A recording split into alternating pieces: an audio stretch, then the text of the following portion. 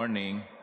Morning po. My dear brothers and sisters, yesterday in the first reading, Moses spoke to the people and said, "Now, Israel, hear the statutes and decrees which I am teaching you to observe, that you may live.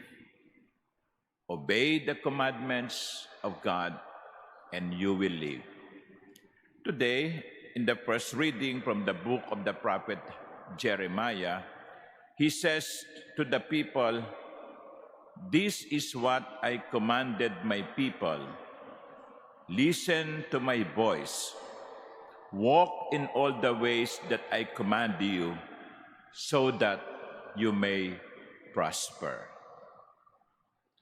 Two different set of words, one similar message.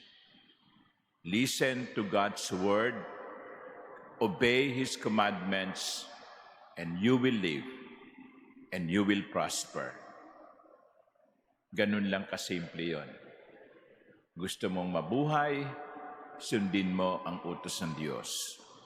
Gusto mong umunlad, sundin mo ang kanyang mga utos. Pero mga minamahal kong kapatid, pwede nyo kasing sabihin, sinusunod ko naman ang mga utos ng Diyos. Namumuhay naman ako ayon sa kanyang mga aral. Pero bakit ganito ang nangyayari sa akin? Ang hirap pa rin ng buhay. Kapos pa rin. Alam niyo mga minamahal kong kapatid, ito'y utos hindi lamang sa isang tao. Ito'y utos sa lahat. Moses spoke not just to one person. He spoke to the people. And Jeremiah also speaks not only to one individual person. He speaks to the whole Israel. In other words, obedience to God's commandments must be done by all. It is a collective action. Hindi lamang isang tao ang magpapakabait. Hindi lamang isang tao ang susunod. Tayong lahat, buong bayan, buong mundo. Ang gulo-gulo ng mundo ngayon. May giyera sa Middle East, may patayan kung saan-saan, tumataas ang presyo ng gasolina, at ang nahihirapan ay ang mga mahihirap, mga dukha. Iisipin natin, what is happening? What is happening to the world? What is happening to society?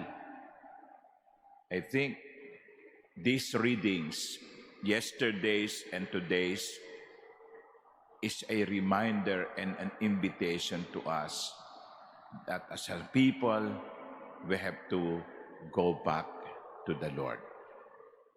If you're a Christian, be a good and law-abiding Christian. If you are a Muslim, be a good and law-abiding Muslim. If you are a non-Christian or non-believer, be a good and law-abiding non-Christian or non-believer. It is a collective gesture of conversion. Hindi pwedeng isa lang. Kasi para tayong apat na gulong ng kotse. Normally, apat ang gulong ng kotse, no? Hindi pwedeng isa lang ang uusad pasulong at yung tatlo ay pakaliwa o pakanan. Hindi. Yung apat na gulong dapat magkaisa, iisa lang ang pupuntahan natin. Isa lang ang direksyon natin. Hindi pwedeng kanya-kanya. Kahit po sa pamilya, di ba? Hindi pwedeng isa lang ang gagawa ng mabuti. Dapat mula sa tatay hanggang sa pinakabunsong anak, iisa ang direksyon. Mga minamahal kong kapatid, yan po ang hilingin natin sa Panginoon, sa biyayang hilingin natin sa Panginoon sa misang ito na sana ang bawat isa sa atin ay magsumikap na sundin ang kalooban ng Diyos. Sundin ang kanyang mga utos. Always remember, it's not just one individual, but the whole people is called to conversion. Amen.